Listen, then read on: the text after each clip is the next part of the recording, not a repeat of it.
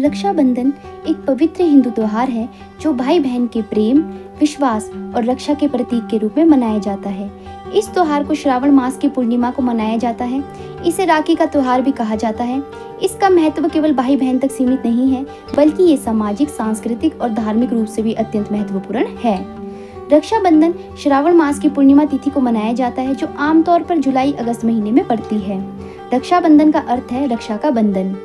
इस दिन बहनें अपने भाइयों की कलाई पर राखी बांधती हैं और उनकी दीर्घायु, सुख, समृद्धि और सुरक्षा की कामना करती हैं। बदले में भाई जीवन भर बहन की रक्षा करने का वचन देते हैं और उसे उपहार देते हैं।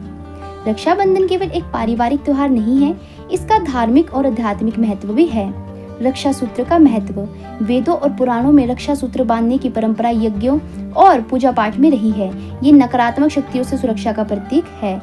श्रावण मास शिव भक्ति और धर्म कर्म के लिए पवित्र होता है, जिससे इस दिन का विशेष महत्व और भी बढ़ जाता है। धर्म, सत्य और रक्षा का प्रतीक। ये पर्व भाई और बहन के प्रेम के साथ ही धर्म की रक्षा, संस्कृति की रक्षा और समाज की मर्यादाओं की रक्षा का प्रतीक बन गया है। आइए अब हम रक्षाबंधन की पौराणिक कथाओं के बारे में भी जानते हैं। श्री कृष्ण और द्रौपदी की कथा। महाभारत के अनुसार श्री कृष्ण ने शिशुपाल का वध किया था, तब उनके हाथ से खून बहने लगा। द्रौपदी ने तुरंत अपनी साड़ी का टुकड़ा फाड़कर कृष्ण के हाथ पर बांध दिया। ये एक रक्षा सूत्र बन गया। बदले में श्री कृष्ण ने जीवन भर द्रौपदी की रक्षा का वचन दिया। इसी कारण श्री कृष्ण ने चीरहरण के समय द्रौपदी की रक्षा की। इंद्राणी द्वारा इंद्र की रक्षा।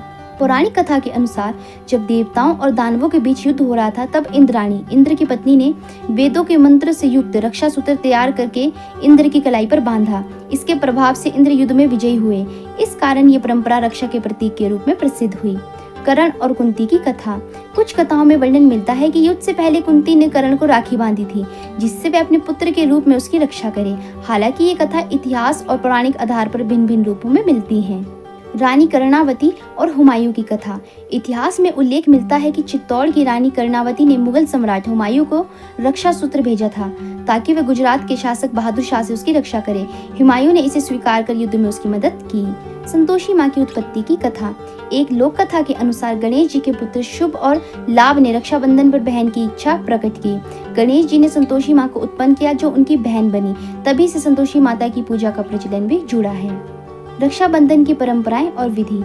पूजन और स्नान। सुबह जल्दी उठकर स्नान कर पूजा की तैयारी की जाती है। थाल सजाना। थाली में राखी, रोली, चावल, दीपक, मिठाई आदि रखे जाते हैं। आरती और राखी। बहनें अपने भाई की आरती उतारती हैं, माथे पर तिलक करती हैं और राखी बांधती हैं। प्रसाद और मिठाई। भाई बहन को मिठाई खिलाता है और उपहार देता है। भाई का वचन। भाई बहन को जीवन भर उसकी रक्षा का वचन देता है। रक्षाबंधन का सामाजिक और सांस्कृतिक महत्व। ये त्योहार सामाजिक समरसता का प्रतीक है। राखी केवल भाई बहन तक सीमित नहीं है, बल्कि रक्षाबंधन देशभक्ति, सैनिकों की रक्षा, प्रकृति की रक्षा, मानवता की रक्षा का भी संदेश देता है। कई स्थानों पर बहनें पेड़ों, नदियों या सैनिकों को राखी बांधकर प्रकृति और राष्ट्र की रक्षा की कामना करती हैं। रक्षाबंधन पर प्रसिद्ध कहावतें और भाव। रक्षा सूत्र जो बांधा जाए, प्रेम और विश्वास से जीवन भर उसका बंधन अटूट रहता है। राखी का धागा नहीं केवल धागा, ये तो प्रेम और रक्षा का वचन है। रक्षाबंधन एक ऐसा पावन पर्व है जो केवल भाई बहन के रिश्ते तक सीमित नहीं है, बल्कि ये संवेदना, कर्तव्य, धर्म और संस्कृति की रक्षा का संदेश देता है। पौराणिक कथाएं, धार्मिक मान्यताएं और ऐतिहासिक घटनाएं इसे और भी गहराई प्रदान करती हैं।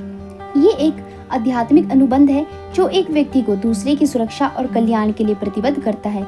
ये पर्व ये सिखाता है कि रक्षा केवल शारीरिक नहीं, नैतिक और आत्मिक भी हो सकती है।